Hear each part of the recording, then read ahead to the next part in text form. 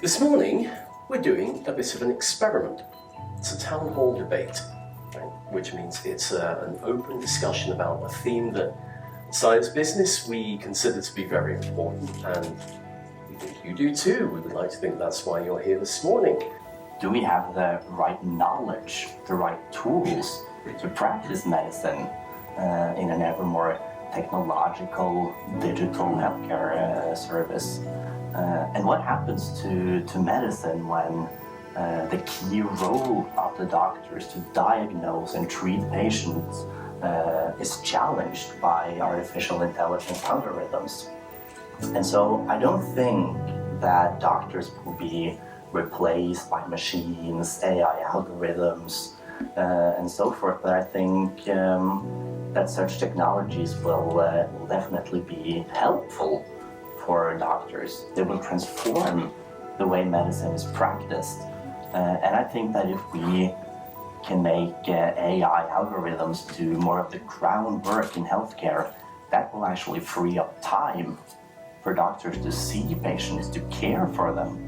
I know exactly, what's wrong with you. Instead of just asking, where is it hurting, but maybe even if you come from a lower socioeconomic neighborhood, for example, maybe asking questions like, did you have a good night's sleep? When was the last time you ate? So that's more the caring part, like you were saying. How can we get to know our patients better? And having this kind of baseline of your own health will make it possible for a smartphone or a virtual doctor to tell you when you're deviating from this health baseline before you experience any symptoms. I was thinking about how the healthcare system and how health is going to be taken care of in the future, and I really don't know. I mean, we heard a lot of interesting thoughts, but it's all thoughts. And when I was your age, I was last year in high school. If someone told me then that I was walking around with a cell phone, were telling me to walk around for 10 minutes, not sitting down too long, being able to call anyone at any time, I would be laughing. I wouldn't believe in it. We need to employ new knowledge and new innovations, new technologies in all aspects of health and healthcare. But we also need to employ it in looking at what are those societal changes, those systemic changes at a national and international level that we need to emphasize in order to promote health for the future.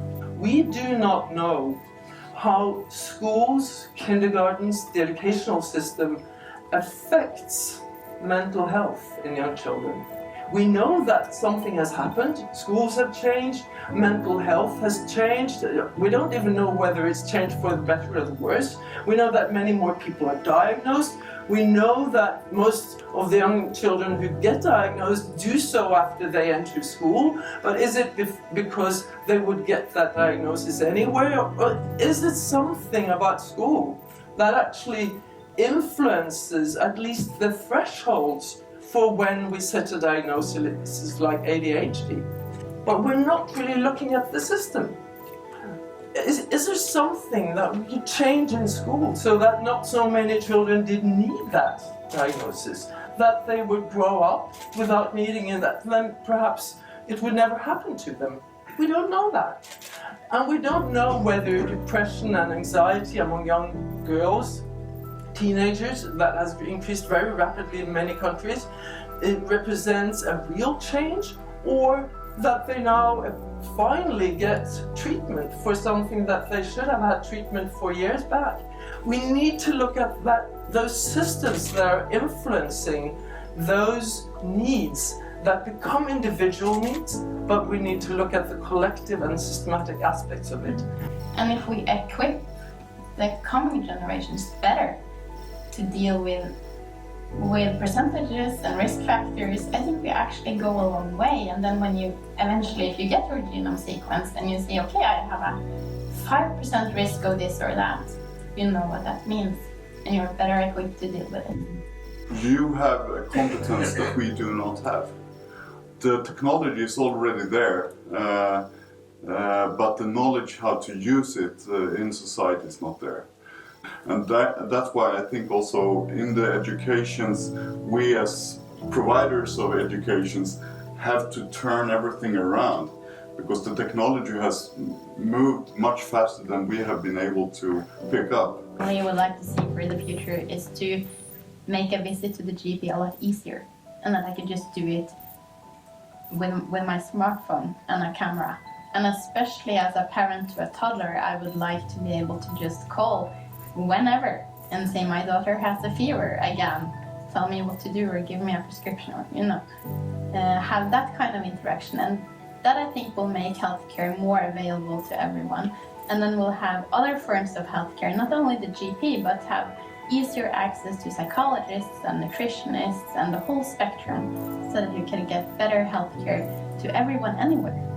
But if the doctors know more about the patients before they come in, if you can segment your patients and only treat the highest risk that really needs help, which is the 10% that drives 90% of the cost, then the rest of them, then digital tools come in for those who are lower risk. Then they can you can manage them with nurses or specialized nurses to manage the lower risk patients. But it's also important at a societal level. So, for example, one of the large health organizations in the US has recently decided to invest heavily in housing, because they found out that that's the most important thing to do to decrease the need for healthcare in the population that they're covering. So that's not an individual decision, but it's a very human decision, I think.